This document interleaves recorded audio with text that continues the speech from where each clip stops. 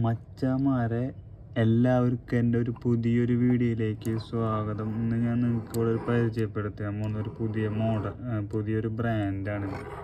ക്യാമറയുടെ പേരെന്താണെന്ന് ചോദിച്ചു കഴിഞ്ഞാൽ TND. ഇതാണ് കേട്ടോ നമ്മുടെ ക്യാമറ കാര്യങ്ങൾ. പിന്നെ ഇത് ശരിക്കും പറഞ്ഞാൽ ഇതൊരു 8 മെഗാ പിക്സലിൻ്റെ ക്യാമറയാണ്.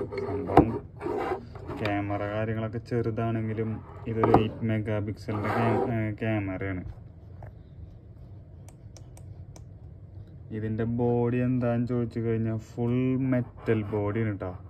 ഈ ബ്ലാക്ക് വരെ മെറ്റലാണ്. പിന്നെ ഇതിൻ്റെ റെസൊല്യൂഷൻ ചോദിച്ചു കഴിഞ്ഞാൽ നമുക്ക് 4K വരെ ഷൂട്ട് ചെയ്യാൻ പറ്റും കേട്ടോ. പിന്നെ ഇതിൻ്റെ എൻകോഡിങ് ഒരുവിധം ക്യാമറകളൊക്കെ H.264 മാത്രമേ വർക്ക് ചെയ്യുള്ളൂ. ഇതെങ്ങനെയാണെന്ന് വെച്ച് കഴിഞ്ഞാൽ H.264ഉം 265ഉം S.265ലും വർക്ക് ചെയ്യും കേട്ടോ.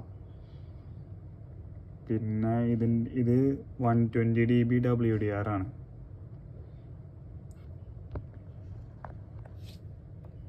പിന്നെ ഇത് PoE+12V സപ്പോർട്ട് ചെയ്യും.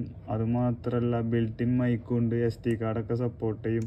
ഇതിൻ്റെ IR റേഞ്ച്, ഇതിൻ്റെ കവറേജ് എന്ന് പറഞ്ഞു കഴിഞ്ഞാൽ ഒരു 50 മീറ്ററോളം കിട്ടും കേട്ടോ.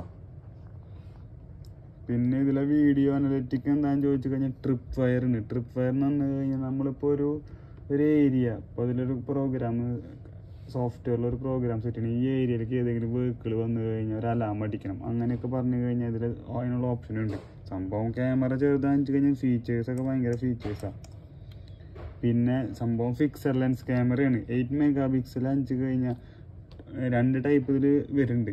ഫോക്കൽ ലെൻസ് ടൈപ്പ് 2 ടൈപ്പാണ് വരുന്നത്. ഒന്ന് ഫിക്സഡും വെരിഫോക്കലും. ഇപ്പോൾ ഈ ഒരു ക്യാമറ എന്ന് വെച്ച് കഴിഞ്ഞാൽ ഫിക്സഡ് ക്യാമറയാണ്.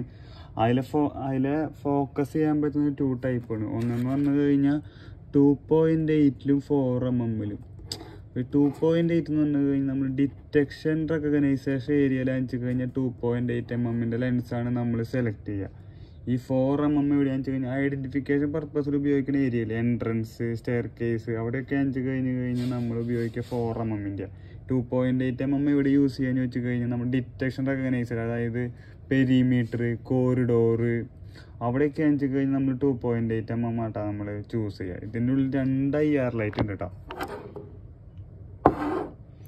അത് മാത്രമല്ല പിന്നെയുള്ള ഫീച്ചർ എന്താണെന്ന് ചോദിച്ചു കഴിഞ്ഞാൽ 4K റെസൊല്യൂഷനിൽ വരത് ആക്കും. പിന്നെ 15 ലാംഗ്വേജുകൾ ഇതിന് സപ്പോർട്ടാട്ടോ. ഇത്രയൊക്കെ തന്നെയുള്ള മച്ചാന്മാരെ. പ്രൈസും കാര്യങ്ങളൊക്കെ ഭയങ്കര ചീപ്പാണ്. അപ്പോൾ നിങ്ങൾക്ക് വീഡിയോ ഇഷ്ടപ്പെട്ട് കഴിഞ്ഞാൽ ലൈക്ക് ചെയ്യുക, സബ്സ്ക്രൈബ് ചെയ്യുക, ബെൽ ബട്ടൺ അമർത്തുക. അടുത്ത വീഡിയോയിൽ വീണ്ടും കാണാം. Bye bye.